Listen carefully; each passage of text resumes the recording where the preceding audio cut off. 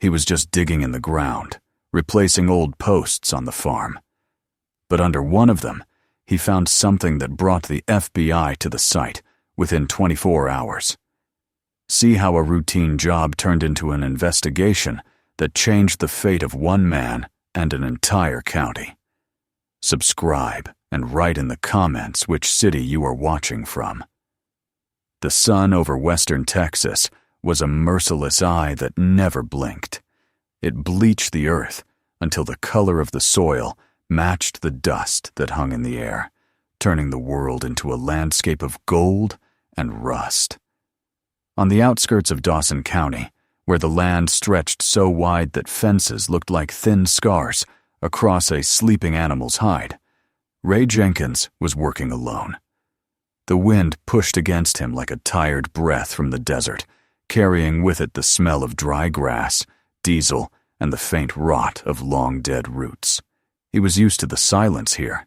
It was a silence that didn't judge or ask questions, a silence that didn't remember the years he'd lost. Ray was 48, though he looked older. His skin had the dull tone of leather left too long in the sun, and his hands were lined with scars from jobs that never paid enough to matter. He had once been a mechanic, good enough to make old engines sing, until bad company and worse choices landed him behind bars. 10 years later, he came out to find that nobody wanted a man with a record. Work came and went, mostly came when it was hard, went when it was easy. Fixing fences, digging trenches, cleaning up abandoned barns, those were the kinds of jobs that didn't ask for a resume or a past. The ranch he worked on now wasn't his, of course. It belonged to a man whose name was whispered more than spoken. Senator Henry Blythe, a local legend with a perfect smile, a family on every campaign poster, and enough money to buy land no one else could afford. The property stretched farther than Ray could walk in a day. To him, it felt endless, like working on the edge of the world. He'd never met Blythe, only seen his face on billboards that promised a better Texas for all. The senator was away in Austin or Washington, or wherever men like him spent their time while others sweated for their fences. The old posts Ray was replacing leaned like drunk men in a line, their wood split and blackened with age. The wire sagged between them, eaten through by decades of wind and rain. His task was simple: dig out the rotten wood, drive new steel posts into the ground, and stretch the wire taut again. It was tedious, lonely work, but he didn't mind. The rhythm of digging calmed him. Every strike of the shovel, every creak of the spade against dirt was predictable. Predictability was something he hadn't had for a long time. He paused for a moment to wipe the sweat from his forehead. The air shimmered above the ground, and the horizon swam like a mirage. Somewhere in the distance, a hawk circled, its shadow sliding across the parched grass. Ray leaned on his shovel and took a slow breath. The earth smelled baked, dead, yet it still clung to its secrets. He had reached the far edge of the property, a section of fence that hadn't seen maintenance since the late 1980s, judging by the state of it. Here the soil was harder, mixed with stones and patches of cement-like clay. His shovel hit the ground with a dull thud, sending vibrations up through the handle into his calloused palms. He worked for an hour straight, the sun crawling lower in the sky before the sound changed, a metallic ring, sharp and unnatural. Ray froze. He lifted the shovel and struck again, lighter this time. The same sound answered. Metal, buried deep. He crouched down, brushing away the dirt with his hands. A glint of faded blue peeked through the soil. At first, he thought it might be a piece of farm equipment, maybe an old oil drum or some junk left behind decades ago. The land was full of that sort of thing. Still, something about the way it sat, solid, unmoving, made him uneasy. He kept digging, his heartbeat quickening with each shovelful. The top of a barrel began to reveal itself, round and sealed tight. It was wedged vertically in the ground, the lid flush with a thin layer of cement. He pressed his hand against it, It was cold, even under the sun. The edges around the rim looked deliberate, as if someone had poured concrete to keep it shut. A prickle of unease crawled down his back. Things that were buried like this weren't meant to be found. He looked around instinctively. The fields were empty, silent except for the whistle of wind through the dry wire. Nobody would see him if he walked away. Nobody would care if he didn't. He stood for a long time, the shovel resting against his shoulder. The logical thing was to cover it up, pretend he hadn't seen it. Men like him didn't dig into other people's business, not when that business might belong to someone powerful enough to bury both secrets and witnesses. But curiosity, stubborn, reckless curiosity, was stronger than caution. He crouched again, running his fingers along the cement ring. It wasn't new. Cracks spidered across the surface, and flakes of concrete broke off under his touch. The smell rising from the damp soil was faintly chemical, mixed with the scent of rust and old oil. Something about it tugged at an old memory. Of a gas station he used to work at when he was young, when barrels of waste oil sat behind the garage, waiting for pickup. Only this one was sealed too well. When the sun dipped low enough to set the field ablaze with orange light, he decided to stop. He tossed the shovel into the back of his truck and leaned against the hood, staring at the spot. The land looked ordinary again, as if nothing unusual had happened. But he couldn't shake the image of that blue metal curve beneath the dirt. It stayed with him, gnawing at the edges of his thoughts as he drove back toward town. His trailer sat in a forgotten corner of Dawson, where the gravel turned to dust and the power lines sagged low. He made himself a dinner of canned beans and toast, but his mind wasn't on the food. Every time he blinked, he saw the outline of that barrel. He imagined what might be inside old tools, maybe fuel, maybe something worse. Texas was full of stories of things buried in fields, old moonshine stills, war relics, even bones. He told himself to forget it. He'd finish the job, get his pay, and move on. But by the time the stars appeared over the plains, he was sitting in his truck again, the engine idling, headlights cutting through the dark. The road to the ranch was empty. He drove slow, the tires crunching against gravel. When he reached the fence line, he killed the lights. The moon was high enough to paint the ground in pale silver. He walked across the field with a flashlight and a small hammer, the night air cool against his sweat-dried shirt. Every sound felt amplified, the crickets, the low hum of wind through wire, the crunch of his boots on dry dirt. The barrel waited exactly where he'd left it, half exposed, like a secret caught mid-breath. He crouched and tapped the cement around the rim. It was brittle. He worked carefully, breaking off pieces bit by bit. The smell grew stronger, metallic, oily, faintly of decay. The flashlight beam trembled slightly in his hand, though the night was still. When he finally brushed away the last layer of dirt, he saw the full lid flat, dented, streaked with rust, but intact. He pressed his palm to the surface again. The metal was cold. Beneath it, the earth seemed to hold its breath. For a moment, he imagined prying it open, imagined the rush of air, the sight of whatever lay inside. Gold, maybe. Or something worth more than gold. Then another thought followed, darker. What if it was a body? He'd heard of that too. Drug money, murder, things hidden where nobody looked twice. He sat back on his heels. His hands trembled slightly, though he didn't feel fear exactly. More like an awakening. Something inside him stirred that hadn't in years. A sense of purpose, maybe. Or danger. Both felt the same to him now. He stayed there for almost an hour, staring at the thing he'd uncovered, until the moon drifted west and shadow swallowed the field again. Then he covered the lid with a loose layer of soil, enough to hide the shine, and walked back to his truck. The sound of his footsteps felt too loud. Driving home, the The road blurred past in shades of gray and silver. The night smelled of dust and old rain.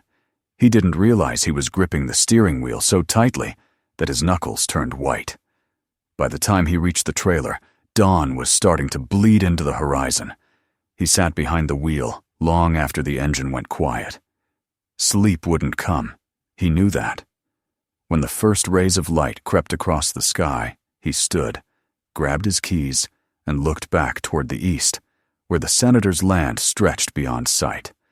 He didn't understand why it mattered to him, but he knew he'd go back. Maybe it was because he needed to know what kind of secret a man like Henry Blythe would bury on his own land. Maybe it was because he couldn't stand the thought of walking away again. Whatever it was, something had shifted in him that night, as if the ground itself had whispered a truth he wasn't supposed to hear. The day rose over the plains like a slow fire. He sat outside his trailer with a cup of burnt coffee, staring at the distant line of fence posts that disappeared into the horizon. Somewhere under that soil, something waited. Something that had been kept quiet for a long time. Ray finished his coffee, got in his truck, and started the engine. The wind picked up, carrying dust across the fields, and for a brief second, he thought he could smell the metal again, the faint echo of the barrel beneath the earth. He shifted into gear, his mind already tracing the path back to the fence line. What began as another morning of work no longer felt ordinary. The land was still dry, the fences still crooked, but now every shadow seemed to hide intention. The silence wasn't silence anymore. It was waiting. And Ray Jenkins, for the first time in years, felt that he was part of something bigger than himself. He didn't know yet if it would save him or destroy him, only that he was already too deep to turn back. The next morning came with a haze that blurred the horizon, the kind of milky sunlight that makes the world look half asleep. Ray Jenkins had barely slept at all. Every time he closed his eyes, he saw the curve of blue metal, the way the cement flaked under his hands, the coldness that seemed to rise from the ground like a secret wanting to breathe. He drank his coffee straight from the pot, bitter and lukewarm, and watched a line of ants crawl across his windowsill. Even they seemed to know where they were going, unlike him. By the time he drove back out to the ranch, the sun was already climbing. The fields shimmered like molten glass, and the air was thick enough to taste. The same silence wrapped around the land, unbroken, endless, oppressive. As he parked his truck beside the fence, the dry grass brushed against his boots like whispers. He stared at the spot where he'd dug the night before. The earth looked untouched, but he knew what slept beneath it. The thought pulled at him like a magnet buried in his chest. He told himself he just wanted to finish the job. The line of new posts waited, the ground marked with orange spray paint, but his eyes kept drifting back toward that one disturbed patch of soil. His hands trembled when he gripped the shovel again. Work, he thought. Just work. Keep moving. Yet his mind refused to obey. By noon, the heat pressed down on him like a hand on the back of his neck. Sweat ran into his eyes, and his throat burned with dust. He looked toward the highway, a faint ribbon in the distance. No cars. Nobody. The isolation gnawed at him, and the longer he stared at the field, the more certain he became that whatever was buried there wasn't supposed to stay hidden. That night, when the cicadas began their slow electric chorus, Ray was back in his truck. This time, he brought more than a flashlight and a hammer. In the passenger seat sat a small gas generator, a rented jackhammer, and a length of rope. The decision hadn't felt like a choice. It had been growing inside him all day, inevitable as the setting sun. He parked a few hundred yards from the site and cut the engine.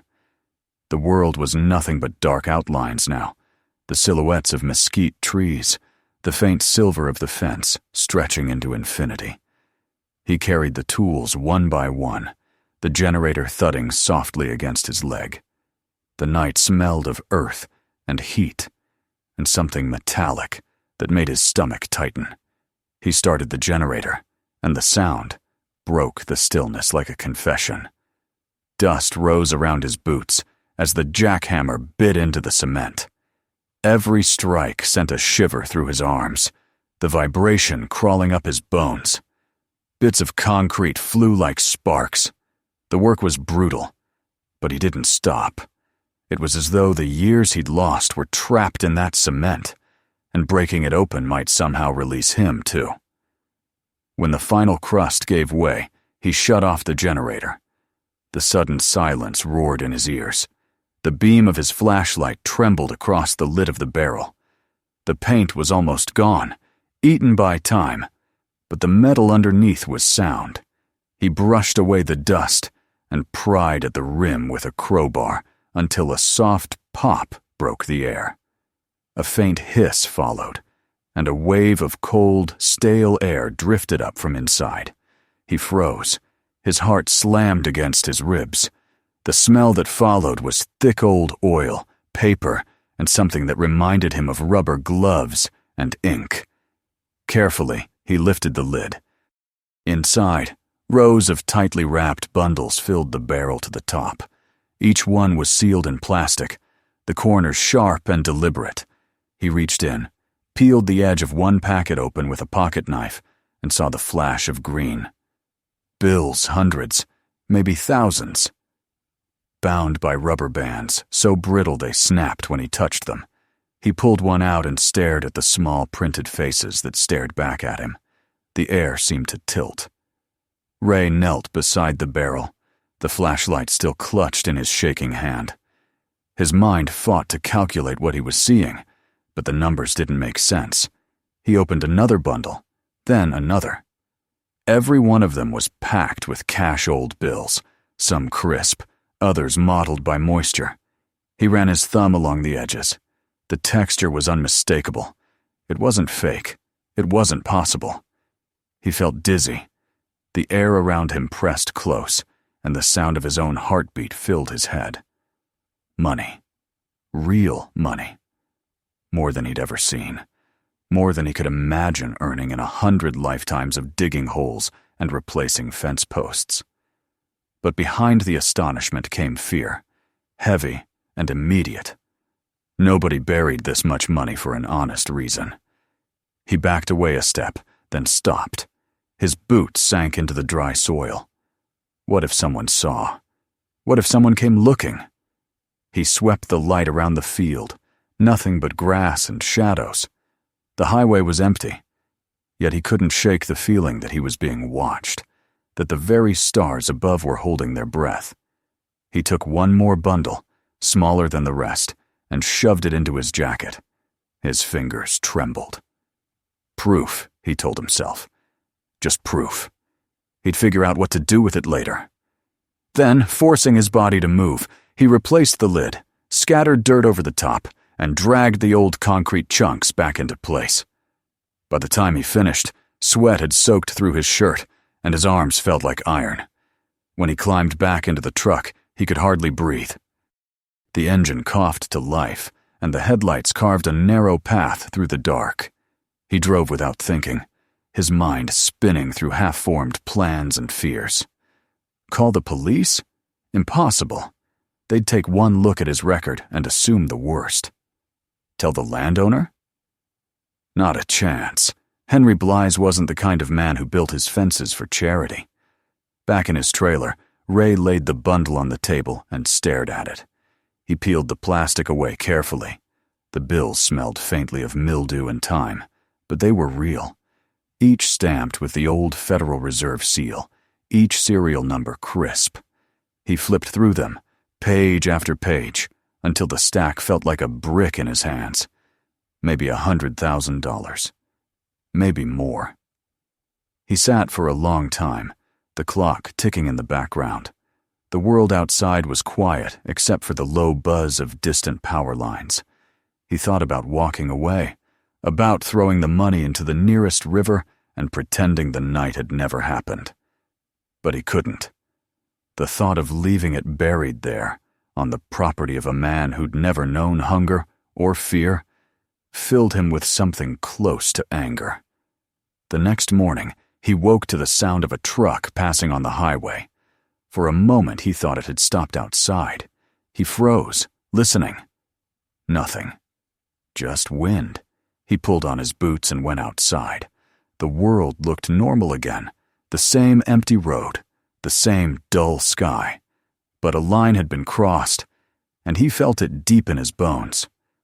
All day he worked in silence, though his thoughts never left the barrel. Every time his shovel hit dirt, he imagined the echo of that metallic ring. When he stopped for lunch, he read the labels on the money bands again. Some bore faded stamps from a Texas regional bank that had closed 20 years ago. Others had faint pencil marks, numbers, dates. He wrote them down on a notepad, though he didn't know why. That evening, as the sun bled red over the plains, he heard the distant growl of an engine. A black SUV rolled up the dirt road and stopped near the main gate. 2 men got out. They wore clean boots, pressed shirts, and carried clipboards they never looked at. One of them glanced toward the field where Ray had been working. Their eyes met for a brief, sharp moment, and the man smiled, a small, knowing smile that made Ray's stomach tighten. They spoke briefly with the foreman, then left without a word to him. Still, the message was clear.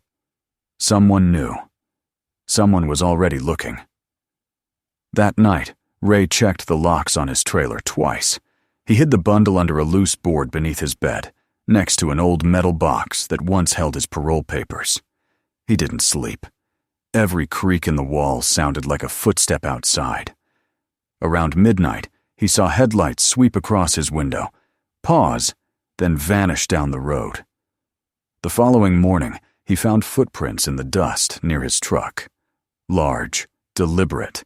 His tires had been slashed, deep cuts through the rubber. The message was written in silence. Don't dig deeper. Don't talk. But the fear that had lived in him for so long began to change shape.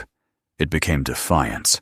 If they thought they could scare him into burying the truth again, they didn't know the kind of man he'd become after prison. He'd been broken before, stripped of everything, and he'd survived. He wasn't about to let a barrel of dirty money decide his fate. That afternoon, he sat at his kitchen table with the blinds drawn and wrote a letter. The handwriting was slow, deliberate, almost ceremonial. It began with 3 words. You missed something. He explained briefly what he had found, included the GPS coordinates, and ended with a warning. If anything happened to him, the truth would not stay buried. He attached the photographs he'd taken with his old phone, sealed everything in an envelope, and addressed it to a journalist whose name he remembered from an article years ago. Then he drove into town, bought a money order to pay for tracked delivery, and mailed it from the post office without speaking a word. As he walked back to his truck, the wind shifted. Dust rose in swirling clouds, and for a second, the entire world seemed to shimmer. He caught his reflection in a shop window, sweat-streaked, gaunt, but steady. For the first time in years, he felt the faint pulse of something that resembled control. The days that followed were a blur of waiting. He kept to himself, fixing the rest of the fence as though nothing had happened. But every time the wind changed direction, he half expected to see headlights turning onto the dirt road again. The world around him looked the same, but it had changed. The air carried tension now, like the seconds before a thunderstorm. At night, when sleep refused to come, Ray sat on his porch with a cigarette and watched the stars. He thought about the senator, the man whose name was painted on every campaign board within 100 miles. He wondered if Blythe even remembered the things he'd buried, or if the past had become just another piece of property to him. The idea made Ray's chest tighten with anger and something close to pity. A week later, the radio broke the silence. Static crackled, then a voice came through a news anchor reading headlines. Anonymous source provides information regarding alleged financial misconduct. tied to former state infrastructure contracts. Ray sat up, his heart thudding. The story was short, vague, but he recognized the undertone. Someone had listened. Someone had opened his letter. He turned off the radio and sat in the dark. The cicadas hummed outside, and the wind brushed the walls of his trailer. He should have felt relief, but instead there was only unease. The truth was moving now, and truth had a way of dragging everything with it, especially the ones who unearthed it. He stood and looked out across the flat stretch of land, where the fences cut the horizon into lines of ownership and silence. Somewhere under that soil, the barrel still waited, its secret no longer safe. The night air was heavy, thick with dust and meaning. He didn't know yet that the storm he'd started would reach far beyond that field. For now, there was only the hum of insects, the whisper of dry grass, and the slow understanding that some fences weren't built to keep things out. They were built to keep things in. The morning after the radio broadcast, the sky hung low and colorless over Dawson County. The air was heavy with dust and the faint promise of rain, though it had not rained properly in months. Ray Jenkins sat at his table, a cup of cold coffee beside him, and stared at the faded wood grain as if answers might appear there. The report had been brief, only a few sentences about corruption in state contracts from the late 90s, an anonymous tip, and a mention that federal authorities were reviewing newly uncovered evidence. It had been enough to confirm that his letter had reached someone who mattered, but it also meant he had stepped out of the shadows he had hidden in for so long. Someone knew that he knew. That realization stayed with him, like a weight pressing down on his ribs. When he left the trailer that day, the air smelled different, warier somehow, like the earth itself understood what was coming. He drove to the ranch to finish the last stretch of fencing, pretending that routine could hold the world together for another few hours. The fields looked the same, but he noticed small differences now. The tracks of a heavy vehicle near the western fence line, footprints where none had been before, the faint outline of fresh digging near one of the old posts. Someone had been there, and recently. His chest tightened. The barrel was gone. He didn't need to dig to know it. The ground had been disturbed, the pattern of soil too deliberate, too careful. Whoever had come had known exactly where to look. He stood there for a long time, the shovel dangling from his hand. The wind carried a distant hum of traffic from the highway, but the land around him was silent, watching. They had moved faster than he expected. Maybe the senator's people, maybe someone higher. Whoever it was, they had taken what they wanted and erased their footprints, leaving only the kind of emptiness that lies. He kicked the dirt once, then knelt and ran his hand over the loose soil. It was warm from the sun, but beneath it he felt the cool memory of what used to be there, a hollow that the earth had not yet forgotten. When he returned to his truck, his hands were trembling again, but not from fear this time. Anger was a cleaner kind of energy. He drove back to town with the windows down, the wind stinging his eyes, thinking about how power worked, how the truth could surface for one heartbeat before being buried again by hands too rich and quick for justice to catch. Yet this time, a piece of it had already slipped loose, and no amount of shoveling could hide it forever. That evening, the local news picked up the story. They had no names yet, no details, only speculation about a financial scandal connected to state infrastructure projects from the late 90s. But people in small towns talk faster than journalists. By the next morning, every gas station, diner, and hardware store in Dawson buzzed with rumor. The senator had gone silent. His office issued a statement saying he was taking a brief medical leave. A familiar pattern, Ray thought. The powerful didn't fall. They retreated into the shade until the world stopped looking. He avoided town after that. He spent his days on the outskirts, finishing his work quietly and watching the horizon for dust clouds that might mean someone was coming. The nights were worse. Sleep came in short bursts, filled with flashes of sound shovels in the dirt, engines idling, the metallic clang of something heavy being lifted. Sometimes he woke certain that someone was standing outside the trailer, only to find the desert empty again, stretching endlessly under a hard white moon. Then, one afternoon, a letter arrived. The envelope was plain, the address typed. Inside was a single sheet of paper, unsigned. "You did the right thing," it said. "Be careful. The story isn't finished." No signature, no return address, just that. The paper smelled faintly of ink and dust. He folded it back into the envelope and burned it in an old coffee can behind the trailer. The smoke rose in a thin, twisting line before disappearing into the pale sky. Days turned into weeks. The story grew in the news, spreading beyond Texas. Investigations were launched. Subcommittees were named. Reporters camped outside the Capitol building, demanding statements. And through it all, Ray remained invisible. He was the ghost at the edge of the story, the man no one knew existed. The journalist he'd written to must have kept her word.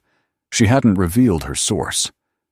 Sometimes he wondered what she looked like, whether she understood the risk she had taken by printing what he'd sent. But he never tried to find out. Some debts couldn't be paid, only honored by silence. One morning, he woke to find his truck's tires intact and the air unusually still. The wind had died overnight, leaving the world eerily quiet. He stepped outside and realized it wasn't just the wind that had stopped. It was the noise of everything. No birds, no insects, not even the hum of the highway. The stillness pressed on him, heavy and absolute. He felt the kind of dread that comes when you realize the storm has already passed through, leaving nothing behind to move. He turned on the radio, and the first words he heard were the senator's resignation. The announcement was calm, measured, read by a spokesman. Senator Henry Blythe has chosen to resign effective immediately, citing ongoing health concerns. He thanks his constituents for their trust and service over the years. That was all. No mention of money, no mention of investigations, only a quiet, polished end to a long career. But Ray heard the truth in the pauses, in the careful choice of words. The man had been cornered, and someone had offered him a way out. The barrel might have disappeared, but the ghosts it carried had done their work. For the rest of the day, Ray felt no triumph, only exhaustion. He had expected something more, some sign that justice had been done. Instead, there was the same silence as before, just stretched thinner. He drove out to the field one last time. The new fence gleamed silver in the sunlight, perfectly aligned, a line drawn clean across the land. The wind returned by evening, carrying with it the smell of rain that never came. He parked his truck and walked along the fence line until he reached the spot where the barrel had been. The soil had settled now, the grass beginning to grow back. Nothing remained to show what had happened there. The earth had closed over it, as it always did. He crouched and touched the ground, his fingers pressing into the dirt until they disappeared. "You'll keep the rest," he murmured, not as a prayer, but as a promise. The land didn't answer. It didn't need to. Some truths didn't belong to men. They belonged to time. He left the ranch for good that night. The road out of Dawson stretched ahead like a ribbon of faded light, winding west through hills that caught the last of the sunset. He didn't look back. The money he'd hidden under the floorboard was still there, untouched. He had thought once about using it, maybe starting over somewhere far away. But the idea of carrying even a piece of that corruption with him felt wrong. The bill sat in the metal box like a curse he refused to open. The next morning, before leaving, he dug a shallow hole behind the trailer and buried it, sealing it under a layer of stones. "Let the dirt have it," he said. "It knows what to do." He drove for 2 days, sleeping in the truck at rest stops, following no particular map. The world outside changed. Cactus gave way to flat scrub, then to the pale sands of New Mexico. The farther he went, the lighter he felt, though the ache of what had happened never quite left.